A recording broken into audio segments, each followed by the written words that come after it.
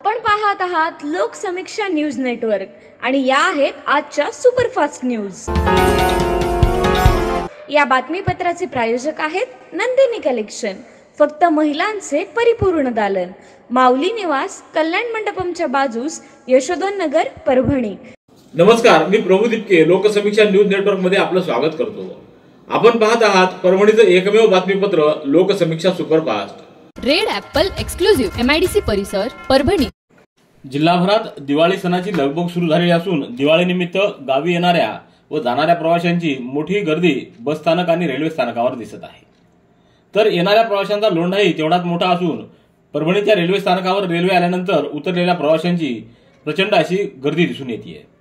या प्रवाशांना त्यांच्या घरापर्यंत पोहोचविण्यासाठी रेल्वे स्थानक परिसरात ऑटो चालकांची अक्षरशः झुंबड उडताना दिसून येते। त्यामुळे या परिसरातील वाहतूक पूर्णपणे खोळंबून जात असल्याचं दिसून येतं। देशातला सर्वात मोठा सण असलेल्या दीपावलीच्या कालामध्ये महावितरणकडून लोड शेडिंग करण्यात येऊ नये याबाबत महावितरणचे उपअभियंता केंद्रे यांच्यासोबत सेलूच्या नागरिकांनी चर्चा केली होती व त्यांनी असं होणार नाही असं आश्वासित देखील केलं होतं। तरी देखील दिवाळीच्या पहिल्याच दिवशी सेलू शहर आणि तालुक्यात अनेक ठिकाणी सकाळी 5 वाजता लाईट गायब झाली, तर दिवसभर लाईटचं येणं जाणं चालूच होतं। याचा मनस्ताप नागरिकांना सहन करावा लागला। याचा निषेध म्हणून आज महावितरणच्या कार्यालयात जबाबदार अधिकारी देखील उपस्थित नव्हते। त्याचा निषेध करण्यासाठी महावितरणचे उपअभियंता केंद्रे यांच्या टेबलावर दिवाळीचा दिवा भेट देण्यात आला व पुन्हा दिवाळीच्या काळात लाईट गेल्यास महावितरण कार्यालयात बेमुदत ठिय्या आंदोलन करण्याचा इशारा देण्यात आला आहे। यावेळी जयसिंग शेळके, अर्जुन चव्हाण, गणेश ढेंगळे, कृष्णा चव्हाण, राजू घोडके, पांडुरंग कापसे, शिवा राऊत आदींची उपस्थिती होती। दिवाळ सणासाठी माहेरवाशिनी आणि बच्चे कंपनी आपल्या मामाच्या गावाला जात आहे। सार्वजनिक परिवहन व्यवस्थेसह खासगी वाहनांद्वारे देखील मोठ्या प्रमाणात प्रवासी वाहतूक करताना दिसत आहेत। परभणीच्या बस स्थानक ते रेल्वे स्थानक परिसरामध्ये दिवसभर वाहतूक कोंडी झालेली दिसून आली। मोठ्या प्रमाणात वाहनं रस्त्यावर आल्यामुळे वारंवार ही वाहतूक ठप्प होत होती, तर या परिसरात वाहनांच्या रांगा लागल्याचं दिसून आलं। दरम्यान परभणी शहरातल्या बाजारपेठेत देखील मोठ्या प्रमाणात नागरिक येत असल्यामुळे शहरातील गर्दीची ठिकाणं असलेल्या नारायणचाळ कॉर्नर, गुजरी बाजार, गांधी पार्क या ठिकाणी वाहतुकीत खोळंबले असल्याचं दिसून आलं। गुडघे दुखत आहेत? आता काळजी नको। आयुर्वेदिक उपचाराने गुडघ्यावर उपचार करा आणि जगा आनंदी आयुष्य। बालाजी आयुर्वेदिक निसर्गोपचार केंद्र, तलाठी कार्यालयाच्या पाठीमागे, Vasmat road, Parbhani.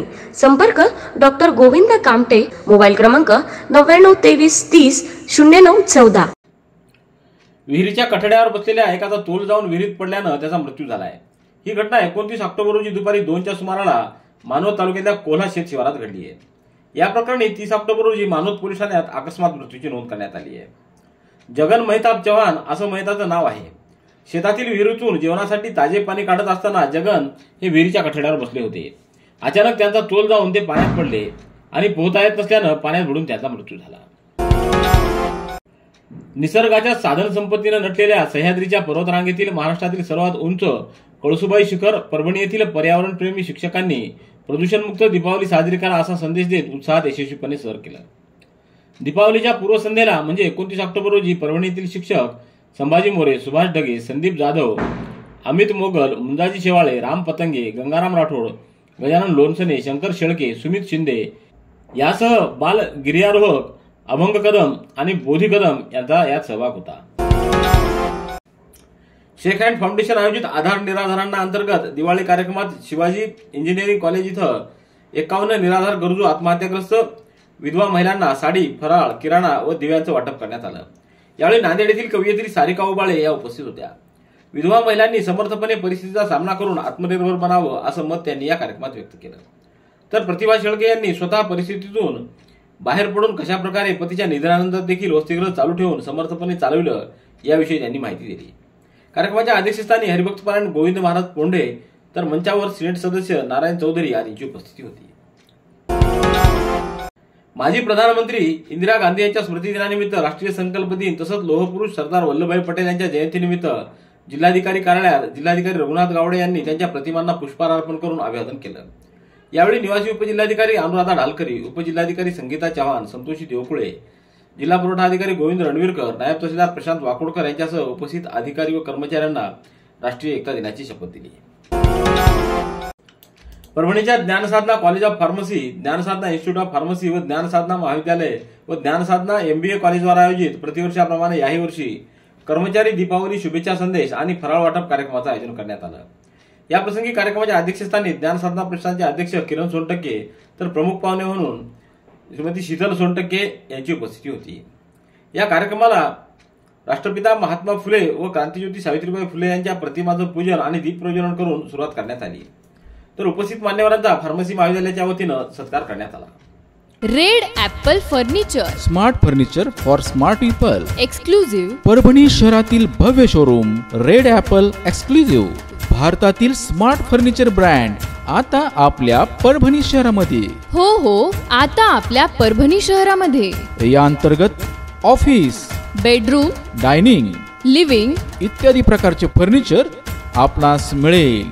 Bedroom set, bed, dressing table, sofa set, कपाट, डायनिंग टेबल, टीपॉय आणि स्टील फर्निचर इत्यादी सर्व प्रकारचे फर्निचर तेही आकर्षक किमतीमध्ये उपलब्ध आहे. एक वेळ अवश्य भेट द्या. रेड ॲपल फर्निचर, MIDC परिसर, भारतीय स्टेट बँकेच्या जवळ, परभणी.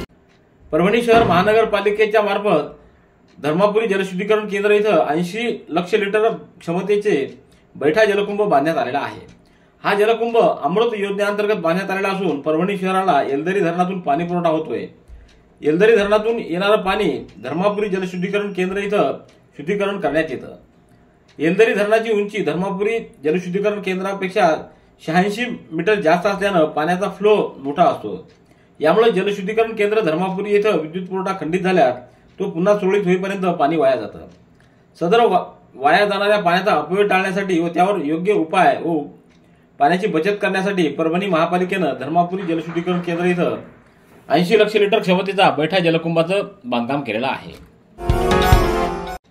माजी पंतप्रधान इंदिरा गांधी यांच्या जयंतीनिमित्त राष्ट्रीय एकात्मता दिन, वल्लभभाई पटेल यांच्या जयंतीनिमित्त राष्ट्रीय एकता दिवस साजरा करण्याबाबत शासन आदेश आहेत.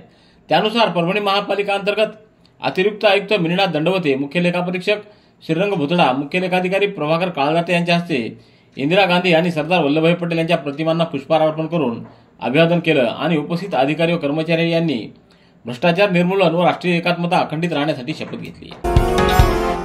परभणीच्या शांतिदूत सेवाभावी संस्थेच्या वतीनं दरवर्षीप्रमाणे दीपावली निमित्त अनाथाश्रमात राहणाऱ्या अनाथ मुलांना मिठाई व फराळाचं वाटप महिला व बालविकास अधिकारी कैलास तिडके यांच्या हस्ते करण्यात आलं.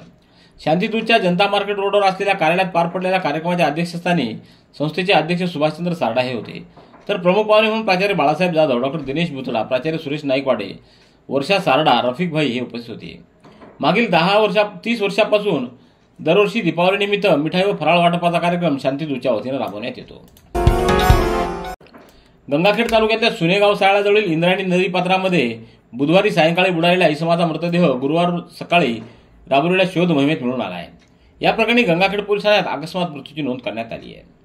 गंगाखेड शहरातल्या धनगर गल्लीतील रहिवासी मेंढपाळ अशोक धोंडीराम ताटे हा तरुण मेंढ्या बसवण्यासाठी शेत खुलं आहे का हे पाहण्यासाठी सहकार्यासोबत सुनेगाव सायळा शिवारामध्ये 30 ऑक्टोबर रोजी गेला होता. सायंकाळी 4:30 ते 5 वाजेच्या दरम्यान सुनेगाव सायळाजवळील इंद्रायणी नदी पात्राच्या पाण्यात अशोक धोंडीराम ताटे हा तरुण बुडाल्याची घटना घडली होती. रेड ॲपल एक्सक्लुझिव्ह, MIDC परिसर, परभणी. याबरोबरचे बातमीपत्र संपलं.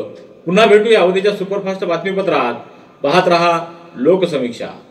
तुम्हाला हे बातमीपत्र कसं वाटलं याबद्दल आपली प्रतिक्रिया नोंदवा. दररोजचे अपडेट्स मिळवण्यासाठी लोकसमीक्षा चॅनलला सबस्क्राईब करा. धन्यवाद.